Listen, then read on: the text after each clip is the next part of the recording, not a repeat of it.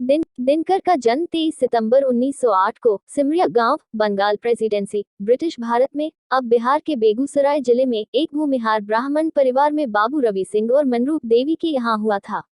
उनका विवाह बिहार में समस्तीपुर जिले के तबहका गांव में हुआ था। एक छात्र के रूप में उनके पसंदीदा विषय इतिहास, राजनीति और दर्शन थे। स्कूल में और बाद में कॉलेज में उन्होंने हिंदी, संस्कृत, मैथिली, बंगाली, उर्दू का अध्ययन किया और अंग्रेजी साहित्य। दिनकर रवींद्रनाथ टैगोर, कीट्स और मिल्टन से काफी प्रभावित थे और रवींद्रनाथ टैगोर की कृतियों का बंगाली से हिंदी में अनुवाद किया। कवि दिनकर के काव्य व्यक्तित्व को भारतीय स्वतंत्रता आंदोलन के दौरान जीवन के दबावों और प्रति दबावों द्वारा आकार दिया गया था। एक लंबा आदमी, जिसकी ऊंचाई 5 फीट 11 इंच 1.80 मीटर है, एक चमकदार सफेद रंग, लंबी ऊंची नाक, बड़े कान और चौड़े माथे के साथ, वह एक ध्यान देने योग्य उपस्थिति रखता था। एक छात्र के रूप में दिनकर को दिन प्रतिदिन के मुद्दों से जूझना पड़ा। कुछ उनके परिवार की आर्थिक परिस्थितियों से संबंधित थे।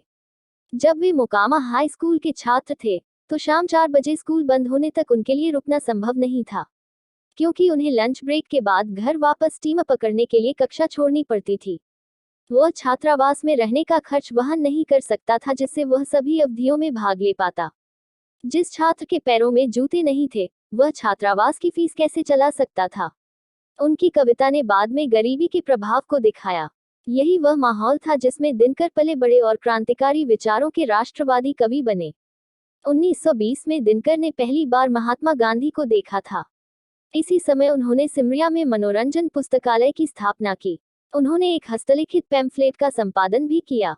रचनात्मक संघर्ष, संपादन करना। जब दिनकर ने अपनी किशोरावस्था में कदम रखा, तब तक महात्मा गांधी के नेतृत्व में भारतीय स्वतंत्रता आंदोलन शुरू हो चुका था। 1929 में, जब मैट्रिक के बाद उन्होंने इंटरमीडिएट पढ़ने के लिए पटना कॉलेज में प्रवेश किया, यह आंदोलन आक्रामक होने लगा। 1928 में साइमन कमीशन आया, जिसके खिलाफ देशव्यापी प्रदर्शन हो रहे थे। मगफूर अहमद अजाजी के नेतृत्व में पटना में भी प्रदर्शन हुए और शपथ पत्र पर दिनकर ने भी हस्ताक्षर किए। गांधी मैदान में हुई रैली में हजारों लोग आए थे, जिसमें दिनकर भी शामिल हुए थे।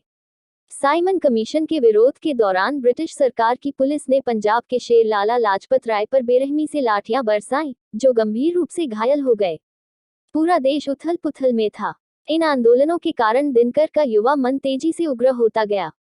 उनका भावनात्मक स्वभाव काव्य ऊर्जा से ओतप्रोत था।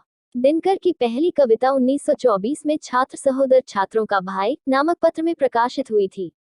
छत्र सहोदर नरसिंह दास के संपादन में स्थापित एक स्थानीय समाचार पत्र था। 1928 में सरदार वल्लभभाई पटेल के नेतृत्व में किसानों का सत्याग्रह गुजरात के बारडोली में सफल सिद्ध हुआ। उन्होंने इस सत्याग्रह पर आधारित 10 कविताएं लिखी, जो विजय संदेश, विजय का संदेश शीर्षक से पुस्तक रूप में प्रकाशित हुई। यह रचना अब उपलब्ध है। पटना कॉलेज के ठीक सामने युवक के कार्यालय ने कार्य किया। सरकार के कोप से बचने के लिए दिनकर की कविताएं छद्म नाम अमिताभ से प्रकाशित हुई। 14 सितंबर 1928 को जतिन दास की शहादत पर उनकी एक कविता प्रकाशित हुई थी। इस समय के आसपास उन्होंने बीरबाला और मेघनाद वध नामक कविता की 2 छोटी रचनाएं लिखी, लेकिन उनमें से कोई भी अब पता लगाने योग्य नहीं है।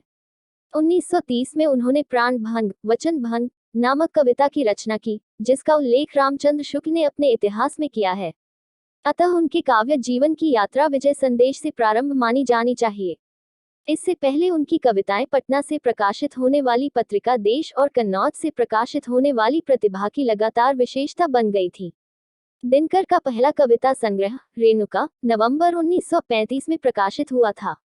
विशाल भारत के संपादक बनारसी दास चतुर्वेदी ने लिखा है कि हिंदी भाषी लोगों को रेणुका के प्रकाशन का जश्न मनाना चाहिए। इसी समय चतुर्वेदी जी सेवाग्राम गए। वे अपने साथ रेणुका की एक प्रति ले गए। प्रति महात्मा गांधी को दी गई थी।